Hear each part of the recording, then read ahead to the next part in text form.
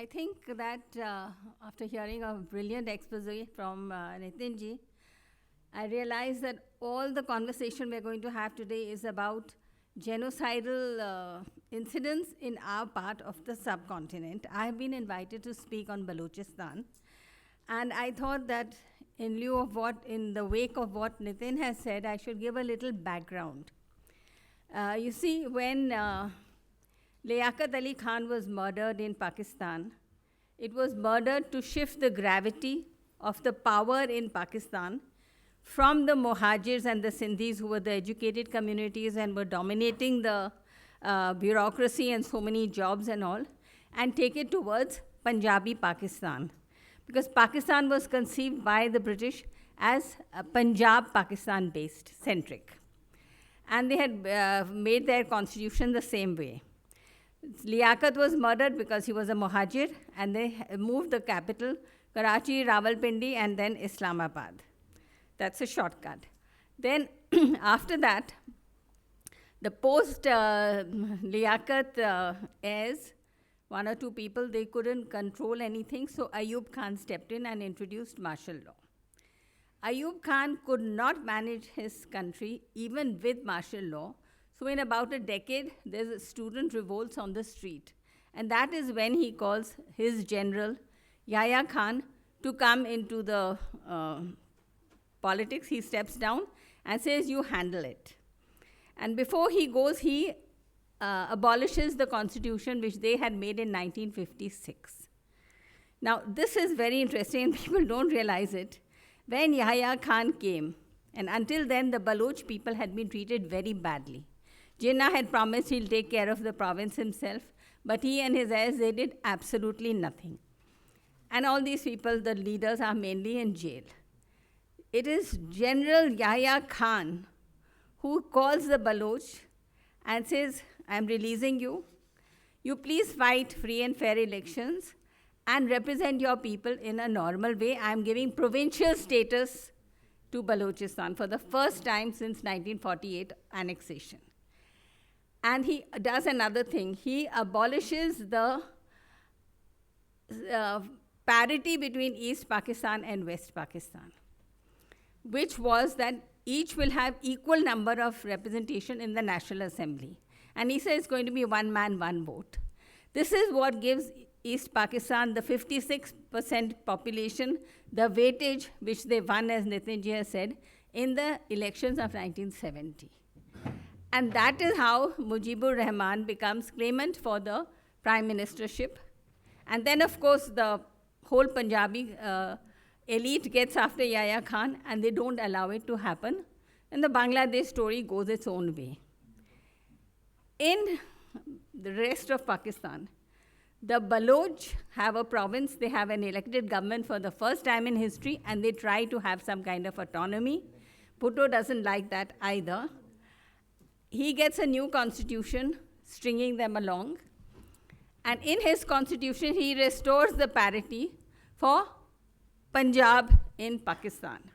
So now the Punjabi constitution, the Pakistani constitution in leftover Pakistan gives weightage to Punjab to the extent that Sindh, Balochistan, and Pashtunistan, Khyber Pakhtunkhwa, they have less number of seats than Punjab.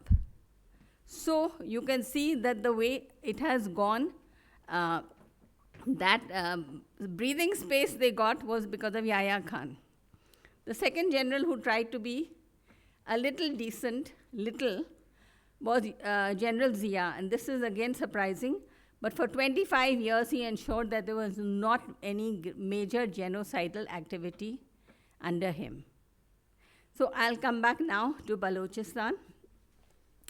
I can only make some bullet points. One is that I'm sure in recent times everyone has heard of Karima Baloch. She was an activist, and she had become acting chairman of Balochistan Students' Organization Azad when the previous chairman was killed. But then the threats to her life, to her family, her colleagues, everything became too much. She ran away to Canada. And there recently she has been found dead in mysterious circumstances. When her body was brought to Balochistan, The police arrested her immediate family members, detained them somewhere far away. Even the mourners were not allowed to attend the funeral at the village, and it was totally controlled by the Pakistan army. So this is what the situation is there in Baloch for activists who actually, as in Bangladesh, they only wanted some human dignity, they only wanted some autonomy, and now the things have gone way beyond that. Karima, her murder follows the murder of Sajid Hussain in Sweden.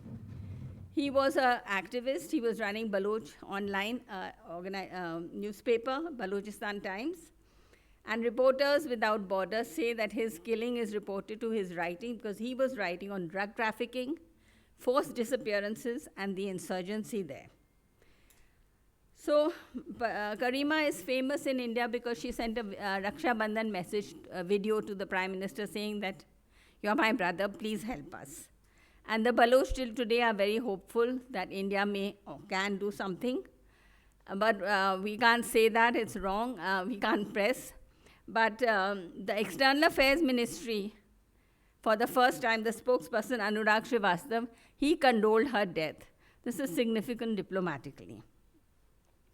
Now, this saga of disappeared people in Balochistan actually began as a notable incident in the middle of the 1970s during the fourth insurgency between 1973 and 78. This was crushed with help from Iran because Pakistani army couldn't do it. The Shah of Iran came to the rescue. He sent his helicopter gunships. He sent his pilots also. He gave $200 million to Bhutto to crush them. And this actually broke the back of the Baloch. They took a very long time to recover from that. I don't know if they're fully recovered even now. We can't list all the victims of this incident, but some important things to be mentioned are Asadullah Mengal is the first person to disappear with his friend in February 1975. He was the son of Ataullah Mengal. Ataullah Mengal, Khair Bakhsh Mari, and Akbar Bhukti were the three great phenomenal figures of early post-independence Balochistan. They are the ones who resisted the state from the day one, and they are the ones who helped spread the arc of resistance till the point when the middle class in Balochistan, the educated people, came forward. People like Dr. Allah Nazar and those people, they are all middle class people. They are not elite, tribal elite or feudal families. And they have taken the movement now to a new phase. The worst period for Balochistan was General Musharraf. He wanted to exploit the resources. And Balochistan is a very sparsely populated region. It's 44% of Pakistan's landmass, but barely 4 to 6% of the population. So they can never that way match the Bangladesh phenomenon, where the populousness of the place gave them the ability to break away. But Balochistan is very rich. There's gold, copper, natural oil, natural gas. There's chromite, there's a number, marble, there's any number of rare minerals which are very valuable. And so that extraction is being taken place. They're not getting enough royalty from that wealth to basically even develop their roads, forget about other things. So that resentment has become a very burning issue with the Baloch today. It is General Musharraf who gave Gwadar Post to China in 2002. And he started the phenomena of expropriating the Baloch from their land. If people have lived for centuries in a backward area, they don't have land records, they don't have property papers. That system doesn't exist. They've just thrown out people, military cantonments, civilian housing, all kinds of things has taken place. It is absolutely the biggest land robbery in history, according to Robert Kaplan, who went there in 2009. Now it's even worse. And the Makran coast, whole of Balochistan, the southern border is the Makran coast. There you have cantonments, you have bases, you have all kinds of things. The fishermen, it's the best fishing area in the world, and the fishermen have been thrown away from the East Bay, which is the best place. and for fishing, and these are poor people. They live on that. They feed their families on that. This kind of marginalization of communities is going on in Balochistan since then. The worst sufferers of the American war on terror were the Baloch, because Pakistan got money, Pakistan got arms, and they diverted a huge part of it to harass the Baloch. And worst is that the Americans set up bases in Balochistan, Pasni, Gwadar, Dalbandin, also Jacobabad in Sindh. And then these bases, in spite of these bases being used against the Taliban, Taliban found it easy to come into Quetta from Afghanistan as a safe haven. So Taliban was a target in the war on terror, and it is coming into Balochistan. It's spread there quite a bit. So this kind of irony is going on because of duplicity of the Pakistan polity also. One thing they used their wealth for was to give this Fazlur Rahman, his Jamiatul Ulema Hind, free hand to enter the Baloch areas, to build madrasas, to radicalize the population, and that has gone very far. The Balochistan Liberation Army and the Balochistan Liberation Front, these are guerrilla groups and there are many others, they have risen out of the resistance to this activity and they are fighting it. But the fighting is uneven because they are disadvantaged and it is very, very brutal. Now, in 2005, January, one lady, Sindhi doctor, Khalida, Shazia Khalid, she was raped by an army doctor whom she named. He was not arrested till today. He was allowed to come on television and give his own side of the story. And the whole society was enraged. Now, because Sui gas is located in the Bukti area, and Nawab Akbar Bukti was the supremo of the area, very widely respected till today, he said this is an affront on Baloch honor because we really respect women, we cannot tolerate this. So his people, they started firing on the military facilities in their area, and the matters escalated. It became very big. Pakistan brought helicopter gunfights. They bought F-16 fighter jets. They brought in heavy artillery against civilians. Everyone else is civilian. Lots of Hindu homes were there. Then even the opposition, that is the PPP, Shari Rahman and all, they said in parliament that this is genocide of innocent civilians. You can't do this. But it continued. This fighting went on for a very long time, which shows you the nature of Baloch resistance. That's what I'm trying to say. In August 2006, almost a year and a half later, Nawab Akbar Bukti was cornered in a cave, invited for negotiations, and then he died. Obviously, he was killed, but that's never been admitted. Musharraf later said it was an accident, somebody blew up, my soldiers also died. All that's nonsense. But Bukti's body was not given to his family. It was, the cremation was done by the army in tight security, which is resented to this day. So this phenomena of abducting youth in hundreds and thousands, especially the activists and the intellectuals, really took on a new dimension in the Musharraf era. It really went up. And then among those arrested in this era was Dr. Allah Nazar, who's now very famous as one of the leading guerrillas against this movement. He was released only because he was believed that he's going to die. And then he disappeared into the mountains and led a major movement, which we are looking for the results now. Another major factor in this time, everybody may have heard of Mama Qadir. He came here for medical treatment to India. He began a movement called International Voice for Baloch Missing Persons, with some other people whose family members had gone missing. He even marched 3,000 miles within Pakistan up to Islamabad to protest. And of course, they were turning a blind eye to what he was doing and saying.